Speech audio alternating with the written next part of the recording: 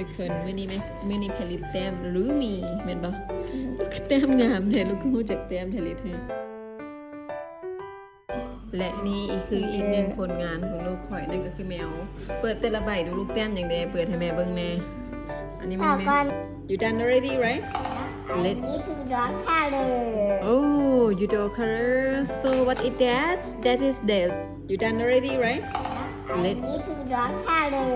Oh you draw color so what is that that is the แม่สิเอ้ยแต้มเต่าเพิ่มมาอีกแล้วเด้ลูกเด้ตุ๊ดติดก็คือแต้มดิชีเอ้ยเจ้าแต้มตัวสุดท้ายมื้อนี้ย่านบ่ได้นอนอยู่แต้มอย่างเดียวเบิ่งตัวสุดท้ายดูมาคักแท้ตัวนี้นะแม่นหยังดิชีเอ้ยเจ้าแต้มตัวสุดท้ายมื้อนี้ย่านบ่ได้นอนอยู่แต้มอย่างเดียวเบิ่งตัวสุดท้ายดูมาคักแท้ตัวนี้นะแม่นหยังแมวเป็นเฮ็ดอันหยังโบอยู่ห่างขณะนี้ก็อยู่ประมาณเกือบจะ9:00 นแล้วได้ลูก